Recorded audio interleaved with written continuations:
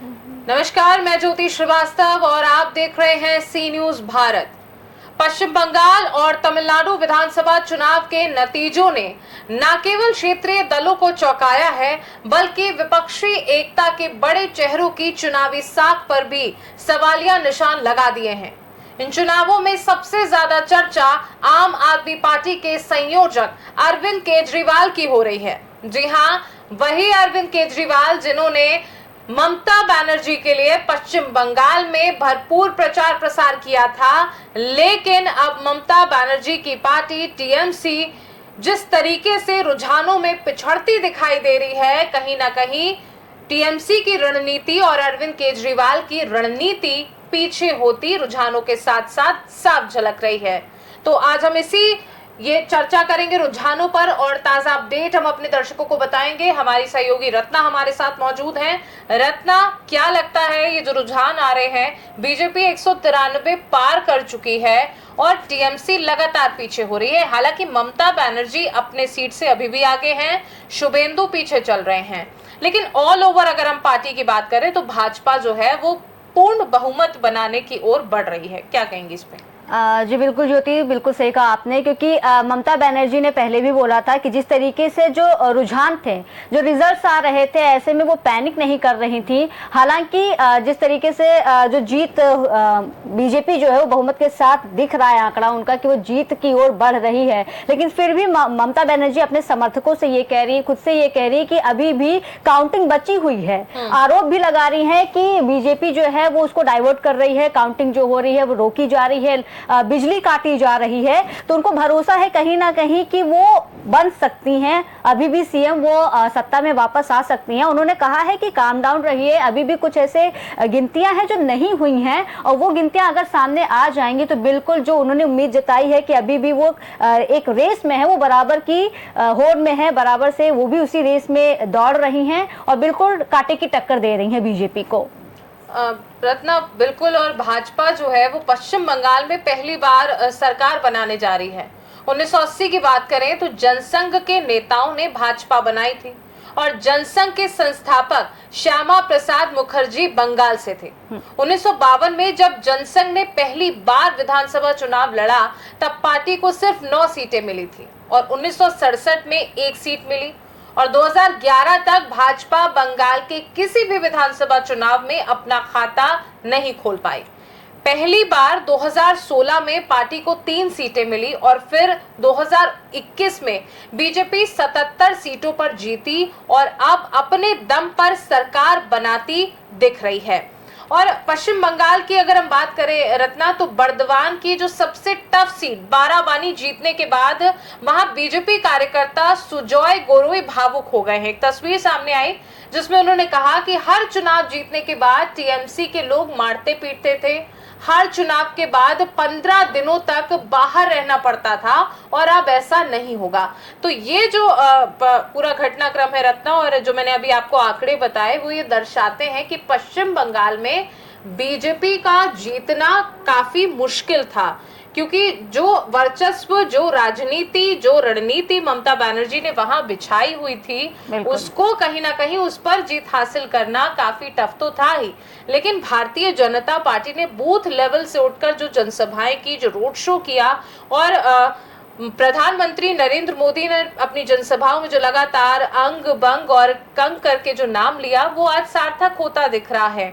और ये नतीजे हम सबके सामने हैं कि लगातार जो टीएमसी के वहां के लोग भी कह रहे थे। बड़ी खबर रत्ना आ रही है, हम अपने दर्शकों को पहले ही बता दें कि टीवीके से गठबंधन पर शीर्ष नेतृत्व जो है वो जीत की ओर बढ़ता दिख रहा है। पश्चिम बंगाल सचिवालय नबन्ना में लगातार ये खबरें आ रही हैं, गठबंधन पर शीर्ष नेतृत्व से चर्चा के बाद ही फैसला होगा। और पश्चिम बंगाल सचिवालय नबन्ना में बढ़ाई गई सुरक्षा, सीआरपीएफ की तैनाती हुई है। जी हाँ, गठबंधन पर शीर्ष नेतृत्व से चर्चा के बाद ही फैसला होगा, वेणुगोपाल ने ये कहा है टीवीके से नेतृत्व में। और नबन्ना से ये बड़ी खबर हमने अपने दर्शकों को बताई। रत्ना, अब जो मैं बात कह रही थी उस पर आप अपना जवाब दीजिए। जी बिल्कुल, क्योंकि आज़ादी के बाद पहली बार ऐसा हुआ कि जो पश्चिम बंगाल में बीजेपी अपनी सरकार बना रही है या बनाने वाली है, ये पहली बार है और अपने आप में ये इतिहास दर्ज करने वाली बात होगी। और ममता बनर्जी पिछले 15 साल से वहाँ हैं और कहीं ना कहीं मुझे ऐसा लगता है कि अब जो जनता है पूरी तरीके से बीजेपी को अपना समर्थन दे रही है, क्योंकि हमने ग्राउंड रिपोर्ट्स भी देखे हैं ज्योति, ग्राउंड रिपोर्ट्स में भी जनता जो है वो गुलाल उड़ा रही है, भगवा कलर के गुलाल उड़ा करके अपना समर्थन दिखा रही है। तो बिल्कुल बीजेपी ने बिल्कुल ग्राउंड लेवल पे काम किया है, एक एक नब्ज को उसने पकड़ा है, फिर चाहे वो रैलियों की बात हो, घर घर जाके लोगों से बात करना हो, कैंपेन करना हो, बूथ कैंपेन करना हो, ये सारी चीजें हैं। उन्होंने किसी को नहीं छोड़ा है, चाहे महिला वोटर्स की बात करें, युवाओं की बात करें या सांस्कृतिक की बात करें अगर, क्योंकि कल्चर बहुत मैटर करता है बंगाल का, उन्होंने उसको भी इसमें इन्वॉल्व दिया। कहीं ना कहीं ये उनके फेवर में काम कर गया है, क्योंकि हर एक मुद्दे पर उन्होंने काम किया, एक भी ऐसा नब्ज नहीं है जो उन्होंने छोड़ा होगा। फिर से बीच में रोकूंगी, एक और बड़ी खबर मैं अपने दर्शकों को बता दूं, तमिलनाडु विधानसभा चुनाव रिजल्ट, कोलाथुर सीट से एमके स्टालिन चुनाव हार चुके हैं। टीवी के उम्मीदवार विजय धामू रोयापुरम जीत चुके हैं। एआईएडीएमके नेता डी जयकुमार को हराया गया है। तमिलनाडु विधानसभा चुनाव के नतीजे हम आपको बता रहे हैं, कोलाथुर सीट से एमके स्टालिन चुनाव हार चुके हैं। बड़ी खबर दर्शकों को बता दें, टीवी के उम्मीदवार विजय धामू रोयापुरम से जीते हैं। एआईएडीएमके नेता डी जयकुमार को हराया गया है। बड़ी खबर है, एमके स्टालिन का तमिलनाडु में अपना वर्चस्व था, उस वर्चस्व को विजय थलैया ने खत्म कर दिया है। रत्ना जी बिल्कुल, वो पहले से ही जीत रहे थे, क्योंकि उनकी स्पीड काफ़ी अच्छी थी और जिस तरीके से उन्होंने जनता के बीच में जाके काम किया है। बतौर एक्टर तो उन्होंने अपनी अच्छी खासी फैन फॉलोइंग बनाई ही थी, लेकिन उनकी पर्सनल लाइफ भी बहुत ज़्यादा कंट्रोवर्शियल रही है।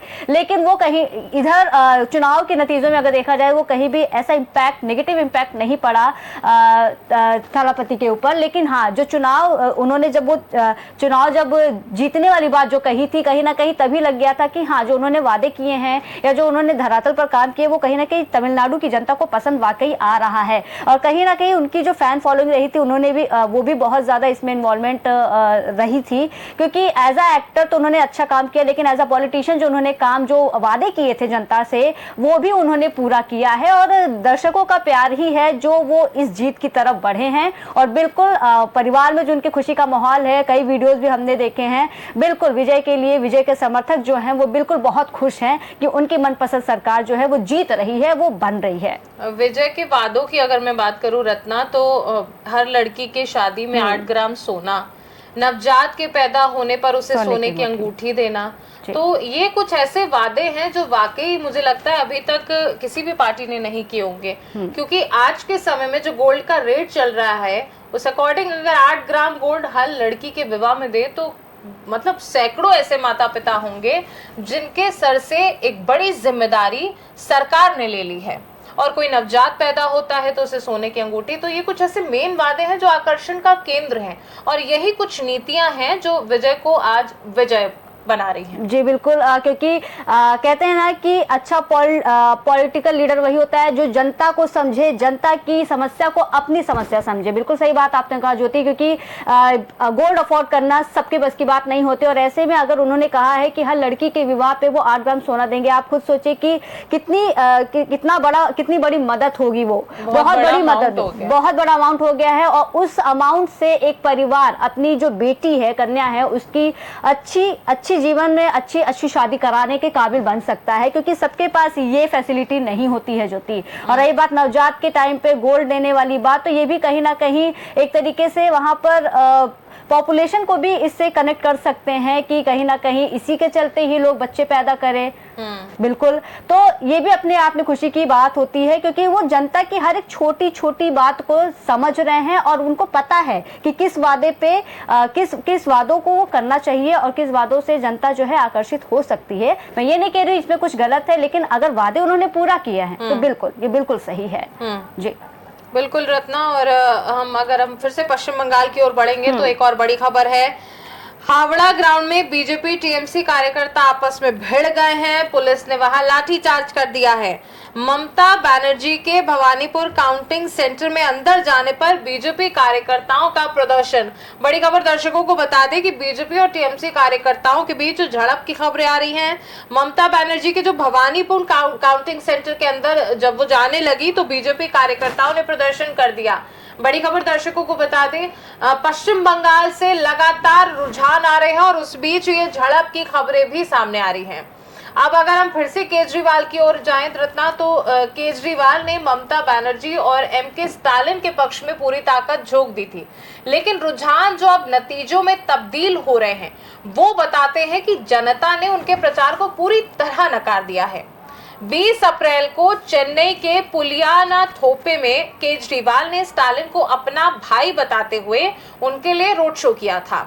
उन्होंने भाजपा को विभाजनकारी बताते हुए दावा किया था कि तमिलनाडु के लोग भाजपा से नफरत करते हैं, लेकिन आज के रुझान एक अलग ही कहानी कह रहे हैं। स्टालिन की डीएमके तीसरे नंबर पर पिछड़ गई है, जबकि अभिनेता विजय की नई पार्टी टीवीके ने बड़ा उलटफेर कर दिया है और स्टालिन वहां से हार गए हैं।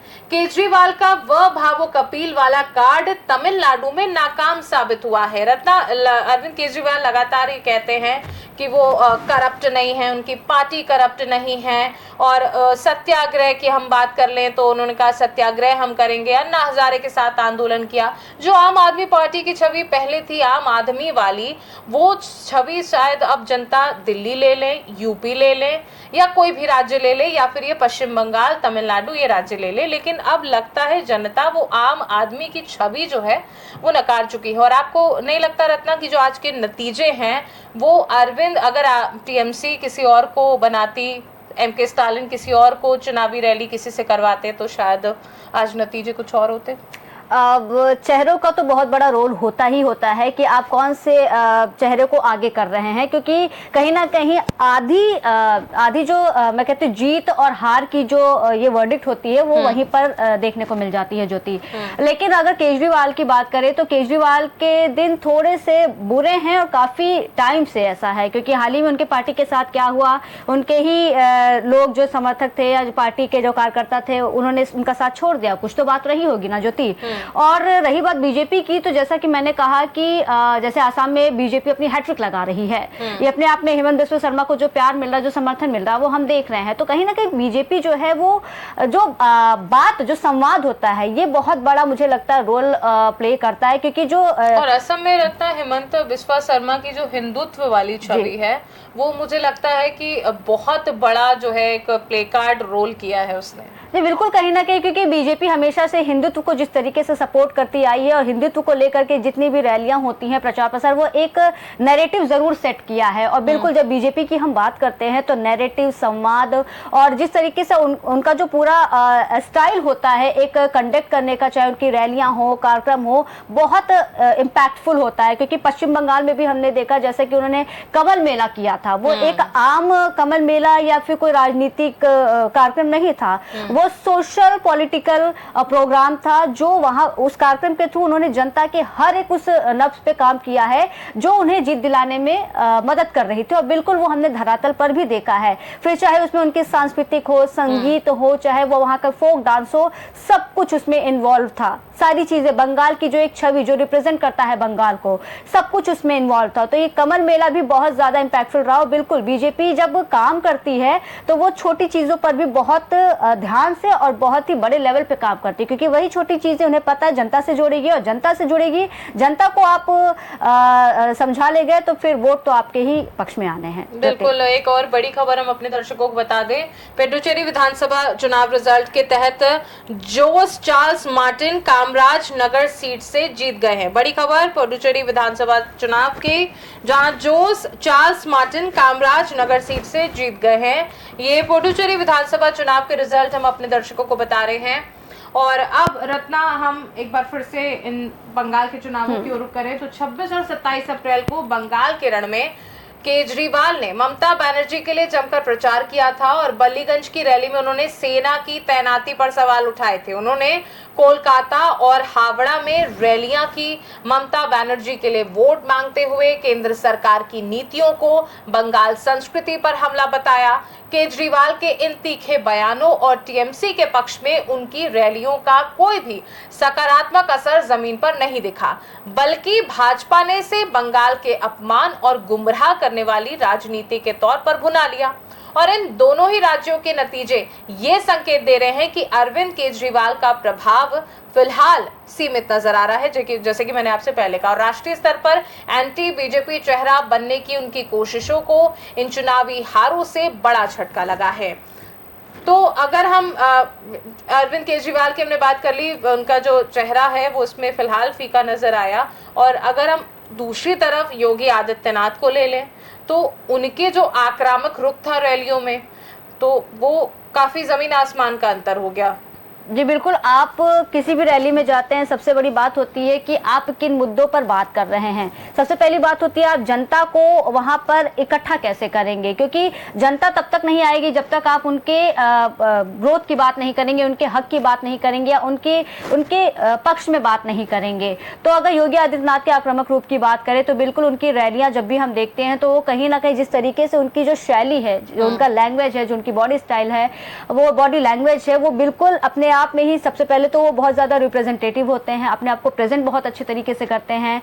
ये मैटर नहीं करता कि आप किन मुद्दों को लेकर के जा रहे हैं, ये मैटर करता है कि आप जनता से कनेक्ट कैसे कर रहे हैं। अब जरूरी नहीं उन मुद्दों पे आप हर समय राजनीति की बात करें, उन मुद्दों में आप उनसे नॉर्मल, जैसे अब वो योगी आदित्यनाथ हैं, वो आम जनता से मुलाकात करते रहते हैं, उनके समस्याओं के बारे में पूछते रहते हैं, तो कहीं ना कहीं जनता उनसे रिलेट करती है, कनेक्ट करती है। एक वो कंफर्टेबल जोन शायद है कि हाँ ठीक है, अगर हमें कोई समस्या है तो हम योगी आदित्यनाथ के पास जाएंगे, वो हमारी समस्या सुनी जाएगी। तो एक वो माइंडसेट जरूर है कि ठीक है, अगर ये व्यक्ति है, उसकी ऐसी पर्सनैलिटी है, तो शायद हमें मौका देना चाहिए। क्या पता हम जो प्रॉब्लम से अभी तक जूझ रहे हैं या जो कार्य नहीं हुए हैं वो शायद यहाँ पर होने की पूरी संभावना है। तो ये बहुत बड़ा अपने आप में रोल यहाँ पे प्ले करता है ज्योति, क्योंकि आप एक लीडर तो है लेकिन आपने अभी तक काम क्या किया है, ये बहुत बड़ा रोल प्ले करता है। तो योगी आदित्यनाथ के नाम को ये कह सकते हैं कि अब वो बीजेपी के लिए एक स्टार प्रचारक बन चुके हैं। वो हमेशा कहीं भी चुनाव हो उनको भेज दिया जाए, उनकी रैली लगाई जाए, वहां अरेंजमेंट किया जाए, और ऐसा कमाल होगा जहां बिहार में हुआ, हरियाणा में हुआ, महाराष्ट्र में हुआ और अब पश्चिम बंगाल में भी हुआ। और अगर इस पूरे अभियान का सबसे प्रभावी हिस्सा कोई रहा है तो वह था आंगन बैठक मॉडल। फरवरी महीने में जब परीक्षाओं के कारण माइक से प्रचार सीमित हो गया, तब पार्टी ने इस चुनौती को अवसर में बदल दिया। सिर्फ एक महीने में 1,65,000 से अधिक घर घर बैठकों का आयोजन किया गया। ये बैठकों का नेटवर्क इतना गहरा था कि हर बूथ पर लोगों के छोटे छोटे समूह बने। इन बैठकों में शामिल लोगों को जोड़ने के लिए व्हाट्सएप ग्रुप बनाए गए, जिससे संवाद लगातार बना रहा। यही वह स्तर था जहां चुनाव मैक्रो से माइक्रो में बदल गया और यहीं से असली बढ़त बननी शुरू हुई।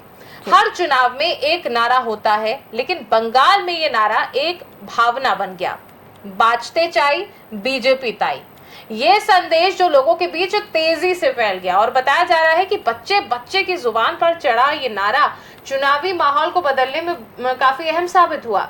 नैरेटिव सेट करने में ये नारा उतना ही असरदार रहा जितना कोई बड़ा चुनावी वादा हो। रत्ना, क्या कहेंगे इस पर? जी बिल्कुल, क्योंकि पश्चिम बंगाल की सियासत में इस बार जो हुआ वो सिर्फ एक चुनावी जीत नहीं, बल्कि एक अच्छी तरीके से प्लान की हुई, सुनियोजित तरीके से और बहुत ही बारीकी से तैयार किए गए अभियान का एक रिजल्ट है, जो बहुत टाइम से टफ माना जा रहा था। क्योंकि भारतीय जनता पार्टी ने जिस तरह से बहुमत की राह बनाई, उसके पीछे केवल बड़ी रैलियां नहीं, बल्कि जैसा कि मैंने आपसे पहले बोला कि गली गली में, बूथ बूथ में, घर घर तक पहुंची है। उनकी रणनीति काम कर रही थी और पूरी रणनीति के केंद्र में थे संगठन के दो बड़े नाम, दो बड़े चेहरे, जो सुनील बंसल और चुनाव प्रभारी भूपेंद्र यादव हैं, और इनके साथ ही सह प्रभारी विप्लव कुमार देव ने जब जमीन पर पूरा तंत्र खड़ा कर दिया। बंगाल की इस जीत की कहानी को समझना है तो इसे सिर्फ राजनीतिक नजरिए से नहीं बल्कि कैंपेन इंजीनियरिंग के रूप में भी देखना होगा।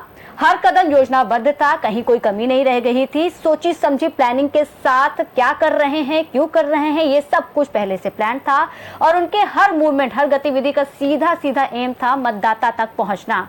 कमल मेला के बारे में बात की हमने, जैसे राजनीतिक उत्सव में बदलने की रणनीति बंगाल चुनाव में कैंपेन था, कंटेंट था, नैरेटिव इंचार्ज भी थे उसमें, और कमल मेला के रूप में इस चुनाव में भाजपा ने एक अनोखा प्रोग्राम किया था, जो एक राजनीतिक कार्यक्रम नहीं था बल्कि एक ऐसा सामाजिक राजनीतिक उत्सव था जिसने राजनीति को आम लोगों के जिंदगी से जोड़ दिया। जैसे कि मैंने आपसे कहा कि वो रिलेट कर पा रहे थे। हर विधानसभा क्षेत्र में आयोजित इन मेलों ने पार्टी को एक अलग पहचान दी, और यहाँ स्थानीय संस्कृति, संगीत, संवाद और राजनीतिक संदेश सब एक साथ एक साथ देखने को मिले, एक साथ जुड़े हैं, जिसका मकसद ये पूरी तरीके से साफ था कि राजनीति को मन से उतारकर लोगों के बीच में लाना है, समाज के बीच में जाना है, और यही हमने देखा भी।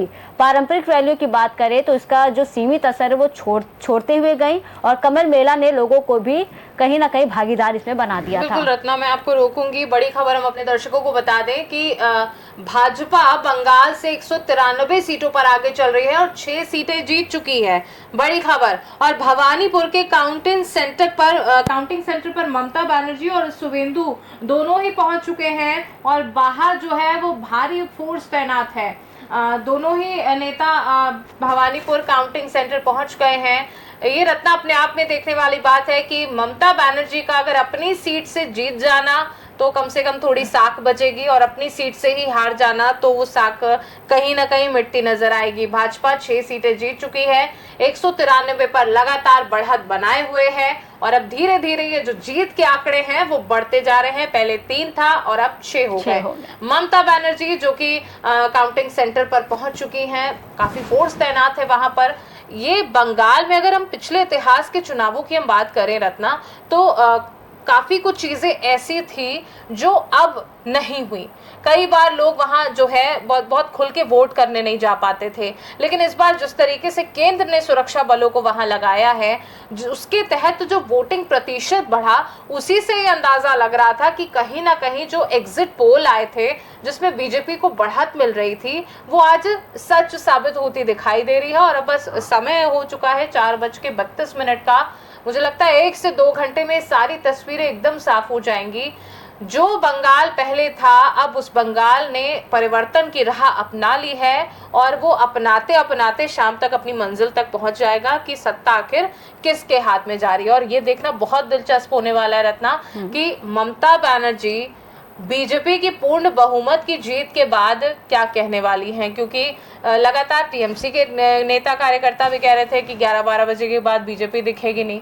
बीजेपी कह रही थी 11-12 बजे के बाद ममता नहीं दिखेंगी। देख दोनों रहे हैं, बस फर्क इतना हो गया है कि किसी को बहुमत है तो कोई लगातार पिछड़ रहा है। जी बिल्कुल, क्योंकि सुबह 8 बजे से ये जो वोटिंग की गिनती शुरू हुई थी, उसके बाद से ही हमने देखा है कि जश्न तो मनाया जा रहा है, ढोल नगाड़े बज रहे हैं, गुलाल खेले जा रहे हैं, होली दिवाली सब एक साथ मनाया जा रहा है पश्चिम बंगाल में। मुझे लग रहा है कि उनको जो रिजल्ट है पता ही है पहले से कि कौन आने वाला है। अब बिल्कुल समर्थक जो हैं वो जोश में है कि जीतेंगे तो हम ही। और एक रैली में भी संबोधन देते हुए प्रधानमंत्री नरेंद्र मोदी जी ने ये कहा था कि अगर जीतती है सरकार, हमारी बीजेपी सरकार जीतती है बंगाल में, तो झालमुड़ी सबको बांटी जाएगी।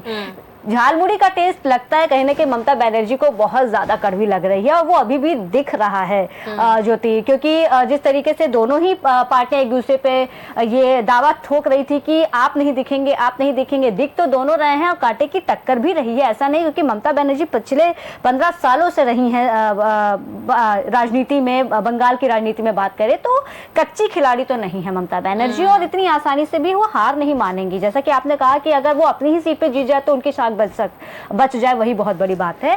तो कहना तो कुछ भी अभी थोड़ा सा जल्दी हो जाएगा, लेकिन हाँ, अगर रिजल्ट्स की बात करें तो मुझे लग रहा है जो आम लोग हैं उन्होंने चुन लिया है कि कौन आएगा और हम किसे चाहते हैं। बिल्कुल। और अगर उम्मीदवारों के चयन की बात करें तो इस बार उम्मीदवारों के चयन में भी बड़ा बदलाव देखने को मिला। डॉक्टर, वकील, खिलाड़ी, कलाकार और स्थानीय प्रतिष्ठित चेहरों को प्राथमिकता दी गई। बाहरी चेहरों की जगह स्थानीय नेतृत्व को आगे लाया गया। इस रणनीति ने बाहरी बनाम स्थानीय की बहस को काफी हद तक खत्म कर दिया। जी क्यों रत्ना, क्या कहेंगे इस पे? जी बिल्कुल, क्योंकि ये जो एलिगेशंस लगते थे वो तो यहाँ पे इन्होंने खत्म कर ही दिए हैं, और साथ ही साथ जैसे कि मैंने आपको बोला कि कई तरीके के उन्होंने प्रचार प्रसार के कार्यक्रम किए हैं, और जहाँ भी ये गए हैं वहाँ पे इन्होंने एक रूट पकड़ लिया था। जैसे आपने वकील की बात की, डॉक्टर की बात की है, तो उस रूट के जरिए वो लोगों से जुड़े, लोगों से कनेक्ट हुए, लोगों की समस्याएं सुनी, और इस तरीके से उनका ये जो गेम चेंजर वाला जो ये माइंडसेट था वो उनके फेवर में काम कर गया। और अगर हम चुनाव का असली गेम चेंजर की बात करें तो सबसे प्रभावी हिस्सा था वो आंगन बैठक, जैसे कि आपने बात किया। जिस तरीके से आंगन बैठकों में परीक्षाओं के कारण माइक से प्रचार सीमित हो गया था, तो पार्टी ने बहुत कुछ किया वहाँ पर। 1,65,000 से अधिक घर घर बैठकों का आयोजन किया गया था, तो ये भी बहुत ज़्यादा इम्पैक्टफुल रहा है। और इसके अलावा जैसे कि आपने बात किया कि भाषणों की बात कही थी, तो भाषण भी अपना असर छोड़ कर गई है। और जैसा कि आपने बोला कि ये चेंज क्यों हुआ, तो चेंज होने का बस यही है कि उन्होंने मैंने बोला कि उन्होंने वहाँ के खाने, वहाँ के पहनावे, वहाँ की कल्चर, वहाँ की संस्कृति, वहाँ का संगीत, सब कुछ इन्वॉल्व किया है। फुटबॉल जिसको लोग नॉर्मल सिर्फ एक गेम समझते हैं, लेकिन बंगाल की बात करें तो पश्चिम बंगाल में फुटबॉल एक भावना है। वहाँ पे भी फुटबॉल को लेकर के जिस तरीके से उन्होंने प्रोग्राम्स किए और युवाओं को जोड़ा, तो कहीं ना कहीं जो युवा टारगेट था वो भी वहाँ पे उन्होंने यहाँ अपनी जीत जो है वो दर्ज जरूर की है। बिल्कुल। और रत्ना, मैंने आपको पहले बताया था कि प्रधानमंत्री नरेंद्र मोदी ने अपने भाषणों में अंग बंग और कलिंग का जिक्र किया था। ये महज भौगोलिक शब्द नहीं है रत्ना, बल्कि भाजपा की ईस्टर्न इंडिया यानी पूर्वी भारत की उस रणनीति का हिस्सा है जो बिहार यानी अंग, बंगाल यानी बंग और उड़ीसा यानी कलंक को जोड़ती है। भाजपा ने बिहार में अपनी जड़ें मजबूत कर ली हैं। उड़ीसा में वो पहली बार सत्ताधारी पार्टी बनकर उभरी है, लेकिन बंग यानी बंगाल हमेशा से उसके लिए दूर की कौड़ी ही रहा है। और यहाँ लेफ्ट के पतन के बाद भाजपा दूसरे पायदान पर तो आ गई, लेकिन उसका नंबर 2 होना टीएमसी से बहुत पीछे रहा। प्रधानमंत्री नरेंद्र मोदी के भाषणों में अक्सर अंग बंग और कलिंग का जिक्र आता है। ये महज मैंने बताया ना रत्ना, भौगोलिक शब्द नहीं है, कई इसके पीछे कारण भी छुपे हैं और वही कारण है जो आज प्रधानमंत्री की बातों को, उनके सपनों को, उनकी रणनीति को कहीं ना कहीं सार्थक करते दिखाई दे रहे हैं। जी बिल्कुल, क्योंकि जब बीजेपी जब बात करती है तो उनका एक नारा होता है, एक स्लोगन होता है या कुछ ऐसे कीवर्ड्स होते हैं जो भाजपा को बिल्कुल एकदम कहते हैं यहाँ दिमाग पर बिल्कुल हिट कर जाती है। जैसे नारों की बात कही गई थी तो नारों का जिक्र किया, बातें चाहे बीजेपी तय, ये जो नारा था ये नैरेटिव बना और इनके हर चुनाव में नारा होता है। बंगाल में भी एक नारा जो था सिर्फ नारी की तरह नहीं था, ये एक तरीके से इमोशनल अटैचमेंट हो गई थी, एक भावना थी और ये जो मैसेज था वो लोगों के बीच बहुत जल्दी फैल गया और ये लोगों के जुबान पे चढ़ गया था। जो छोटा बच्चा था वो भी, अगर आप उस छोटे बच्चे से भी पूछेंगे कौन आएगा तो वो सीधे कहेंगे पीएम मोदी आएंगे। तो कहीं ना कहीं ये जो उनका कहते ये जो उनका स्टाइल था, जो उनका नैरेटिव था, ये नैरेटिव सेट करने में उतना ही नारा असरदार रहा जितना कोई बड़ा चुनावी वादा रहा। चुनावी वादा तो उनके पूरे हो ही जाएंगे, लेकिन जो छोटा सा जो हिट करना था जनता के दिमाग में वो उन्होंने कर दिखाया। एक और बड़ी खबर अपने दर्शकों को हम बता दें कि मध्य प्रदेश में जो जश्न की तस्वीरें सामने आ रही हैं, भाजपा कार्यालय में झालमुड़ी बांटी गई है, ढोल नगाड़े पर कार्यकर्ता थिरक रहे हैं। बंगाल, असम, पुडुचेरी में भाजपा की जीत तय है और प्रधानमंत्री मोदी शाम को बीजेपी मुख्यालय जाएंगे। पुडुचेरी विधानसभा चुनाव के तहत जॉर्ज चार्ल्स मार्टिन कामराज नगर सीट से जीत चुके हैं, हम अपने दर्शकों को पहले बता चुके हैं। प्रधानमंत्री नरेंद्र मोदी शाम को बीजेपी मुख्यालय जाने वाले हैं और मध्य प्रदेश से भी जश्न की तस्वीरें सामने आ रही हैं। कार्यालय में, बीजेपी कार्यालय में झालमुड़ी बांटी गई है, ढोल नगाड़े बज रहे हैं और कार्यकर्ता उन्हीं ढोल की थाप पर थिरक रहे हैं। रत्ना, अभी मैंने कुछ देर पहले भी चर्चा में कहा था कि खबर है कि प्रधानमंत्री नरेंद्र मोदी शाम को मुख्यालय जाएंगे और ये अब खबर पक्की हो चुकी है क्योंकि अब समय ज्यादा बचा नहीं है, ज्यादातर काउंटिंग हो चुकी है, बीजेपी लगातार बढ़त बनाए हुए है और अब जो है मुझे लगता है बढ़त के साथ साथ सीटों की जीत की भी जो नाम है वो सामने आएंगे। तो अब यही है कि बंगाल की जनता मुझे लगता है ये देखना चाहती है कि जब बीजेपी मुख्यालय प्रधानमंत्री नरेंद्र मोदी पहुंचेंगे तो वो आखिर क्या कहने वाले हैं, क्या बोलने वाले हैं, क्योंकि मुझे लगता है देश की जनता जो है वो ये देखने में बहुत एक्साइटेड रहती है कि आखिर बीजेपी का हर एक नेता, चाहे वो प्रधानमंत्री हो, चाहे वो एक छोटे से छोटा कार्यकर्ता ही क्यों ना हो, जब पार्टी जीतती है तो उसके चेहरे का उत्साह, हर एक कार्यकर्ता की मेहनत, बूथ बूथ पे जाना, बैठकें करना, वो सब हर एक जनता देखना चाहती है कि जिसको हमने जन नेता के रूप में चुना है वो आखिर अब जीत के बाद क्या बोलने वाला है। अपने सबसे ज्यादा इंपॉर्टेंट तो ये हो जाता है कि जो वादे किए हैं उनको लेकर क्या होने वाला है। और बंगाल की जनता के मन में अब ये कहीं ना कहीं आश्वासन है कि अब परिवर्तन आएगा, बहुत हो गया। आज ही की लाइव चर्चा में जब हमारे रिपोर्टर आसनसोल में थे तो कई ऐसे जनता वहाँ आम व्यक्ति थे जो कह रहे थे कि बहुत हुआ अत्याचार, अब कम से कम जो है बीजेपी की बयार बहेगी। तो ये देखने वाला है, ऐसा नहीं है कि सब बीजेपी के बयार में है, कई ऐसे सपोर्टर भी हैं जो ममता बनर्जी के पक्ष में हैं, उनको बुरा लग रहा है कि ममता की पार्टी जो है पीठ पे चढ़ रही है, लेकिन भाजपा की जो बढ़ती बढ़त है, वो लोगों के मन में जो उत्साह है, जो तस्वीरें आ रही हैं, कार्यकर्ता तो कार्यकर्ता, वहां की जनता भी बहुत उत्साहित है। क्या कहेंगे इस पर रत्ना? जी बिल्कुल, क्योंकि जैसा कि आपने कहा कि बहुत झेल लिया, अब हमें बदलाव चाहिए। बिल्कुल, पिछले 15 साल से ममता बनर्जी, ऐसा नहीं उनके पास मौके की कमी नहीं थी। जिस तरीके से भ्रष्टाचार की बात कर ले और इसके अलावा जो घुसपैठी हैं उनको संरक्षण देने की बात कर ले, तो कई तरीके के उनके ऊपर आरोप लगते रहे हैं और कई बड़े घुसपैठियों को भी संरक्षण दिया गया था जिन पर कार्रवाई होनी चाहिए थी, बट नहीं हुई है। और ऐसे एक केसेस नहीं जो थी, कई केसेस रहे हैं। और मेडिकल कॉलेज वाला जो केस था जिसमें एक छात्रा के साथ इतनी बुरी तरीके, जी आरजीकर मेडिकल कॉलेज के बारे में, उसके बाद से तो लोगों का जैसे सब्र ही टूट गया है। क्योंकि जिस तरीके से ममता बनर्जी ने उस केस को हैंडल किया, या केस के बारे में बयान दिया है, तो लोगों का दिल और लोगों का भरोसा उसी समय टूट गया था। तो वहां पे कानून व्यवस्था को लेकर के, भ्रष्टाचार को लेकर के, घुसपैठियों को लेकर के, संरक्षण, इस तरीके के तमाम आरोप लगते रहे हैं। और मुझे लगता है कि पश्चिम बंगाल की जनता अब ये सब झेलना चाहती ही नहीं है।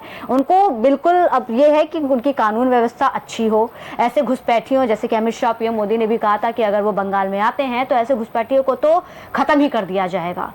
बिल्कुल, तो वो चाहते हैं कि अब कोई ऐसी सरकार आए जो इन सब से उन्हें फ्री करे, अच्छी कानून व्यवस्था बने, अच्छी पढ़ाई हो और घुसपैठिए हैं उनका नामो निशान मिट जाए। और जिस तरीके से ये एंटी इनकम्बेंसी वाली बात है, ये भी कहीं ना कहीं एक बड़ा मेजर रोल प्ले करता है। तो कहीं ना कहीं मुझे लगता है कि शुरुआत का तो नहीं पता, लेकिन इधर कुछ सालों में ममता बनर्जी ने बहुत सत्ता में रही हैं, अब उनको शायद बदलने की जरूरत आ गई है। और ये पश्चिम बंगाल की जनता पूरे मूड में है कि भाई अब ये सब हम नहीं झेल पाएंगे, भ्रष्टाचार नहीं झेल पाएंगे, कानून व्यवस्था इतनी चकनाचूर हो गई है, उसको जरूरत है मजबूती की, वो ममता बनर्जी से शायद नहीं हो पाया। तो कहीं ना कहीं ये फेलियर्स रहे हैं जिसकी वजह से आज ये रिजल्ट जो हैं ममता बनर्जी फेस कर रही हैं। ग्राउंड पे भी जब हमारे रिपोर्टर्स जो हैं गए, तो वहाँ के लोगों ने यही कहा कि ममता दीदी जो हैं वो एक समुदाय के प्रति काफी आकर्षित हैं। और ममता की पार्टी ये कहती है कि वो सबको साथ लेकर चलती हैं, सेक्युलर हैं। बीजेपी जो है वो केवल हिंदू हिंदू की छवि दिखाकर जीतती है। लेकिन वहां की जनता ने जो बातें कही, वो आज के चुनाव के जो परिणाम आ रहे हैं वो उसमें साफ झलक रहा है। आसनसोल में रत्ना एक मंदिर है जो सिर्फ साल में एक बार दुर्गा पूजा के दिन खुलता है, हमारे संवाददाता द्वारा ये जानकारी दी गई थी। तो अब जो बीजेपी कार्यकर्ता हैं, जो वहां आसनसोल की जनता है, वो कह रही है कि अब मंदिर खुलेगा। बीजेपी कार्यकर्ता ने तो यहाँ तक कहा कि अब आज शाम से ही जितने मंदिर बंद थे उन सब पे पूजा अर्चना शुरू हो जाएगी। तो ये कुछ चीजें हैं जो बंगाल की जनता चाहती थी, और कहीं ना कहीं अपने परिणामों में, अपने जनादेश में वहां की जनता ने दिखा दिया है कि वो किसे चाहती है, क्या परिवर्तन चाहती है और किसको लाना चाहती है। और पश्चिम बंगाल की सियासत में इस बार जो हुआ है वह सिर्फ एक चुनावी जीत नहीं है, बल्कि सुनियोजित और बेहद बारीकी से तैयार किए गए अभियान का परिणाम है। लंबे समय तक कठिन मानी जाने वाली जमीन पर भारतीय जनता पार्टी ने जिस तरह बहुमत की राह बनाई है, उसके पीछे केवल बड़ी रैलियां नहीं, बल्कि गली गली, बूथ बूथ और घर घर तक पहुंची रणनीति काम कर रही थी। इस पूरी रणनीति के केंद्र में थे संगठन के दो बड़े चेहरे, सुनील बंसल और चुनाव प्रभारी भूपेंद्र यादव, जिनके साथ सह प्रभारी बिप्लब कुमार देव ने जमीन पर पूरा तंत्र खड़ा किया। और बंगाल की इस जीत की कहानी को अगर समझना है तो इसे केवल राजनीतिक नजरिए से नहीं, बल्कि कैंपेन इंजीनियरिंग के रूप में देखना होगा, जहां हर कदम योजनाबद्ध और गतिविधि का सीधा लक्ष्य मतदाता तक पहुंचना है। रत्ना जी बिल्कुल। तो आप इस चर्चा को हम फिलहाल तो यही समाप्त करते हैं, और आगे जैसे कि प्रधानमंत्री नरेंद्र मोदी बीजेपी मुख्यालय जाने वाले हैं, वहां के जो अपडेट होंगे और उससे पहले कौन कौन सी सीटें बीजेपी जीत चुकी है वो हम अपने दर्शकों को बताते रहेंगे। मुझे और मेरी सहयोगी रत्ना को फिलहाल के दीजिए इजाजत, और आप लगातार अपनी टीवी स्क्रीन पर सी न्यूज़ भारत पर बने रहिए, क्योंकि ताज़ा अपडेट सबसे सटीक और सबसे तेज आपको यही मिलेंगे।